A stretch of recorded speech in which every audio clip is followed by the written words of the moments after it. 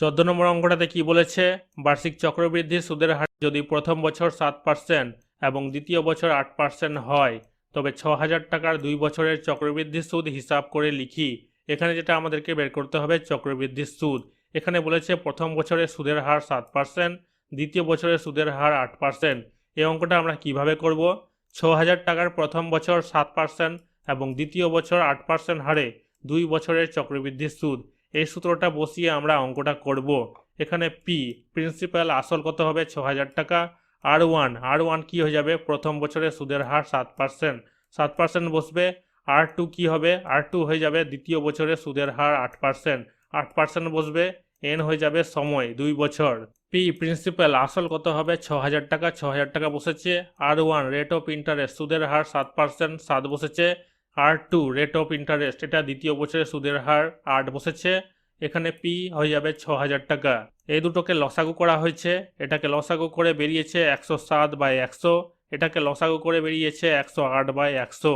উপর নিচ কাটাকাটি যাবে, এখানে দুটো শূন্য কাটবে, এখানে দুটো শূন্য কাটবে, এখানে একটা শূন্য কাটবে, এখানে একটা শূন্য কাটবে, উপরের গুলো গুণ হয়ে যাবে। 108 আর 107, 108 আর 107 গুণ করে এই সংখ্যাটা পাওয়া যাচ্ছে, তারপর 6 দিয়ে গুণ করে আমরা এই সংখ্যাটা পাচ্ছি। এই সংখ্যাটা উপরে বসবে আর এই 10টা নিচে বসবে। এটাকে লসাগু করব, 10টা নিচে বসাবো, 10 আর 6,000 গুণ হয়ে হবে 60,000। 10-এর একটা শূন্য এখানে বসে 60,000 হবে। দুটোকে বিয়োগ করে পাওয়া যাচ্ছে 9,336। 10টা নিচে বসবে, 10-এর একটা শূন্য আছে, একটা সংখ্যার আগে দশমিক বসবে, এখানে দশমিক বসেছে, শূন্য একটা আমরা নিয়ে নিব।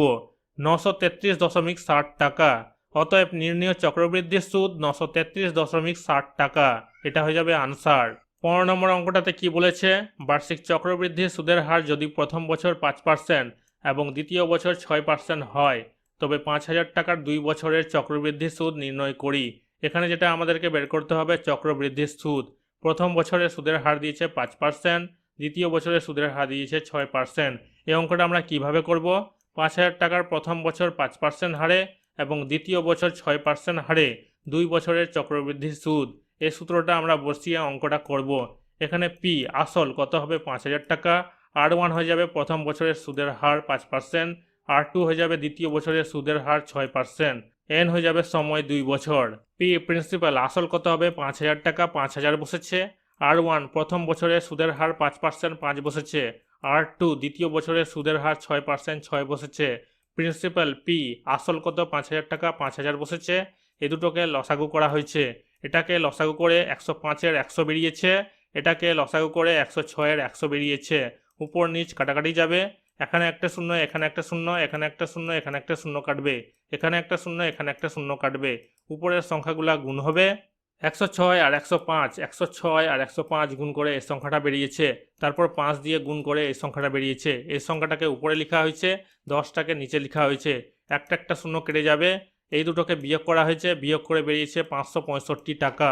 অতএব নির্ণেয় চক্রবৃদ্ধি সুদ 565 টাকা, এটা হয়ে যাবে আনসার।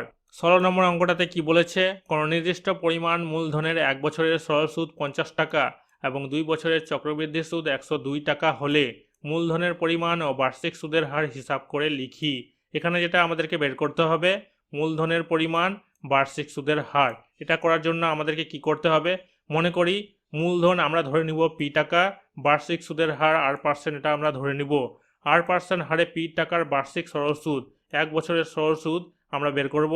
সরল সুদের নিয়ম যেটা আছে আই সমান PRT/100, টাইম হয়ে যাবে 1 বছর, PR/100, এটা হয়ে যাবে সরল সুদ। প্রশ্নানুসারে এই সরল সুদের সঙ্গে 50 সরল সুদের কি হবে, সমাধান হবে।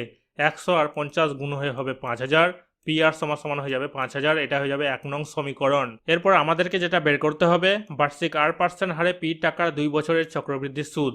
চক্রবৃদ্ধির সুদের সূত্রটা এখানে বসানো হয়েছে।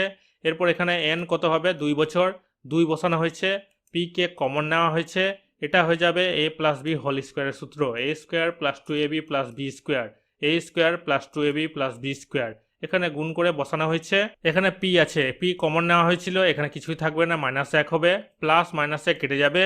এখানে আর আছে, এখানে আর স্কয়ার আছে, আর কমন নেওয়া হয়েছে, এখান থেকে একটা আর যদি সরে যায় তাহলে শুধু 2 থাকবে, এখানে দুটো আর থেকে একটা আর যদি বাদ হয়ে যায় তাহলে শুধু আর থাকবে। নিচ থেকে 100 কমন নেওয়া হয়েছে, এখান থেকে 100 যদি বাদ হয়ে যায় তাহলে কিছুই থাকবে না, শুধু 2 পড়ে থাকবে। এখান থেকে যদি 100 বাদ হয়ে যায়, দুটো শূন্য যদি বাদ দিয়ে দিই তাহলে 100 পড়ে থাকবে। এখানে আছে পিআর, পিআর এর মান 1 নং সমীকরণে আছে 5000, 5000 বসেছে, 100টা নিচে বসেছে, এই দুটোকে লসাগু করে এখানে বসেছে। এখানে দুটো শূন্য কাটবে, এখানে দুটো শূন্য কাটবে, 50 থাকবে আর এটা এখানে বসবে, ব্র্যাকেটটা উঠে যাবে, এখানে গুণ হবে।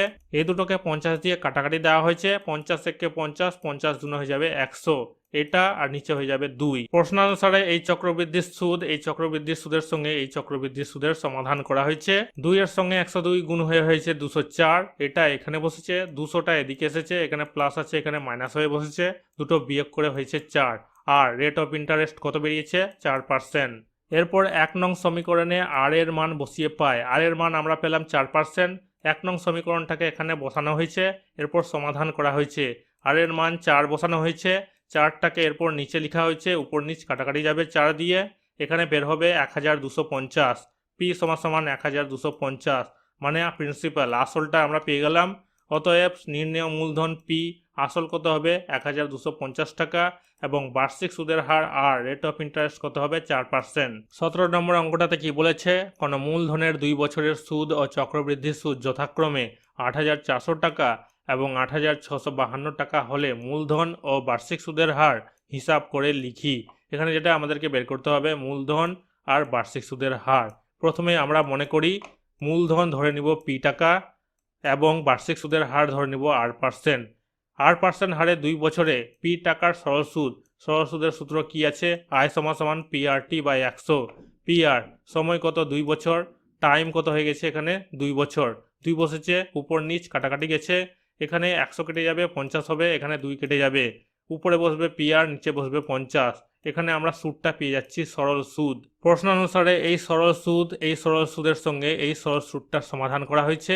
এই দুটোকে গুণ করা হয়েছে 4,20,000। পিআর সমান 4,20,000, এটা হয়ে যাবে 1 নং সমীকরণ। চক্রবৃদ্ধি সুদের সূত্রটাকে এখানে বসানো হয়েছে, এন কত হবে? সময় হয়ে যাবে 2 বছর, এটা হয়ে যাবে a plus B whole square সূত্র, a square plus 2ab plus B square, এটা হয়ে যাবে a plus B whole square সূত্র, এখানে বসেছে। এখানে পি আছে, এখানে পি আছে, পি কমন নেওয়া হয়েছে, এখানে কিছুই থাকবে না, -1 হবে, প্লাস মাইনাসে কেটে যাবে, এখানে আর আছে, এখানে আর স্কোয়ার আছে, আর কমন নেওয়া হয়েছে, এখানে একটাও আর থাকবে না, শুধু 2 থাকবে, এখানে দুটো আর এর মধ্যে একটা আর বাদ গেলে শুধু একটাই আর থাকবে।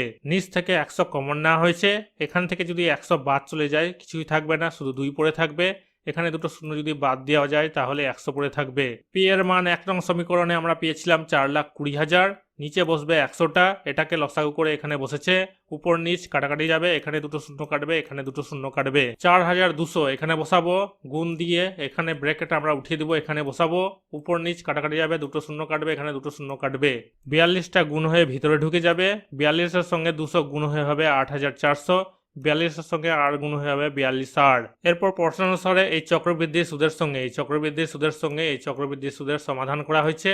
এটা এদিকে চলে আসবে, মাইনাস হয়ে বসেছে, এখানে প্লাস আছে, মাইনাস হয়ে এখানে বসেছে, দুটো বিয়োগ হয়ে হয়েছে 252, আরটা এখানে আছে, 42টা নিচে চলে গেছে, উপর নিচ কাটাকাটি গেছে, 42 দিয়ে এটাকে যদি কাটি আমরা 6 পাবো, আর সমান 6%, সুদের হার হয়ে যাবে 6%। 1 নং সমীকরণে আর এর মান বসিয়ে পায়, আর এর মান আমরা পেলাম 6%, 1 নং সমীকরণটাকে এখানে বসানো হয়েছে, সমাধান করা হয়েছে, আর এর মান 6 লেখা হয়েছে, 6টা নিচে বসেছে, উপর নিচ কাটাকাটি গেছে, কাটাকাটি গিয়ে উপরে বেরিয়েছে 70,000, পি সমান 70,000, আসল আমরা পেলাম 70,000। অতএব নির্ণেয় মূলধন পি আসল কত হবে? 70,000 টাকা, এবং সুদের হার আর রেট অফ ইন্টারেস্ট হবে 6%। 18 নম্বর অঙ্কটাতে কি বলেছে? 6 মাস অন্তর দেয় বার্ষিক 8% চক্রবৃদ্ধি হার সুদে 6,000 টাকার 1 বছরের চক্রবৃদ্ধি সুদ নির্ণয় করি। আমাদেরকে যেটা বের করতে হবে চক্রবৃদ্ধির সুদ, এখানে 1 বছরের আর 6 মাস অন্তর, মানে বছরে 2 বার, 6 মাস অন্তর বার্ষিক 8% চক্রবৃদ্ধি হার সুদে 6,000 টাকার 1 বছরের চক্রবৃদ্ধির সুদ।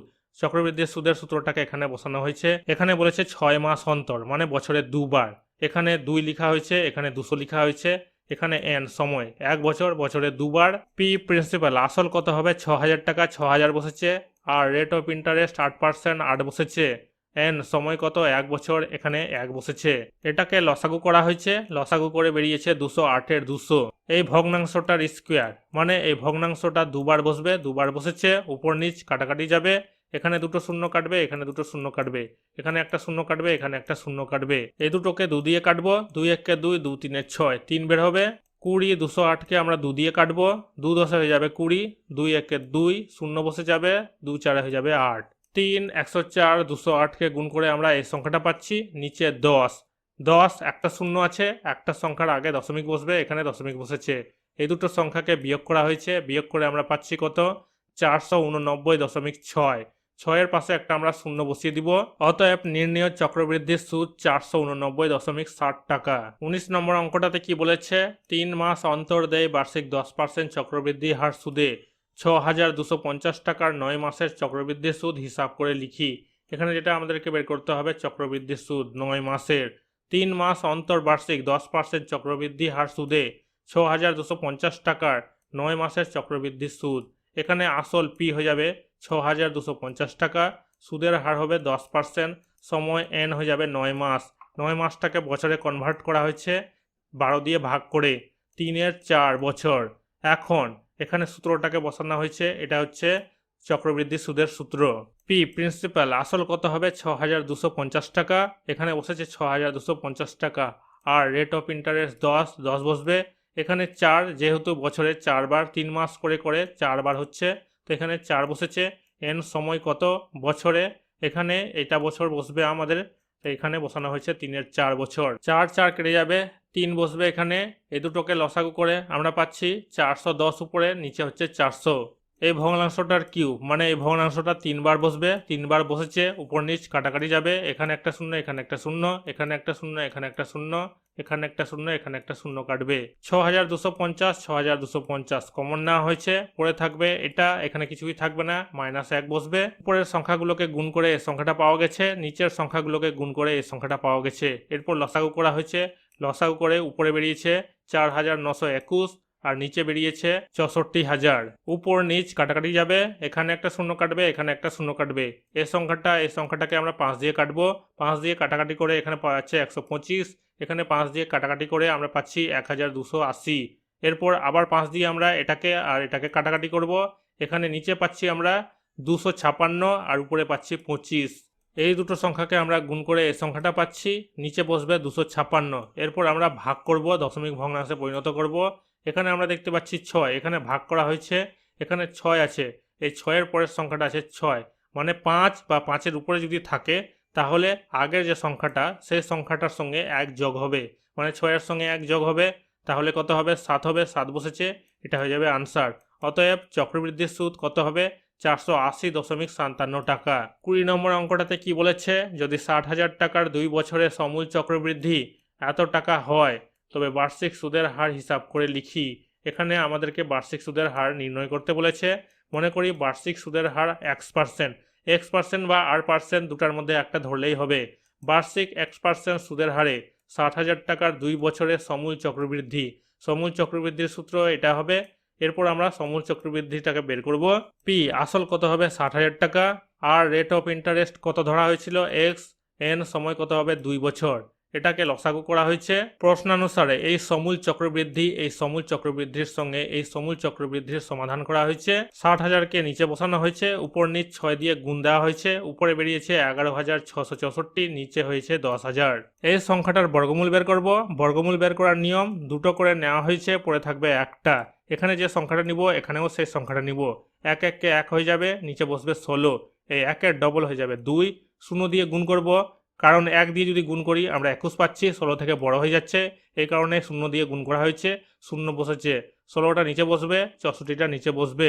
এরপর 10-এর ডবল হয়ে যাবে 20, এরপর আমরা 8 দিয়ে 208কে গুণ দিব, 208কে 8 দিয়ে যদি গুণ দিই তাহলে 1664 পেয়ে যাব, মিলে যাবে, তা আমরা পেয়ে যাচ্ছি 108। আর 10,000-এর বর্গমূল বের হবে 100, 108 বা 100-র স্কোয়ার। এই দুটো স্কোয়ারকে উঠিয়ে দিব, পরে থাকবে এটা আর এটা, এটা আর এটা বসেছে, এই দুটো 100কে আমরা উঠিয়ে দিব, পরে থাকবে 100 প্লাস এক্স, 100 প্লাস এক্স, উপরে থাকবে 108। 100টা এদিকে চলে আসবে, প্লাস আছে মাইনাস হয়ে বসেছে, দুটো বিয়োগ হয়ে বেরিয়েছে 8, 1 = 8। অতএব বার্ষিক সুদের হার 8%, এটা হয়ে যাবে আনসার।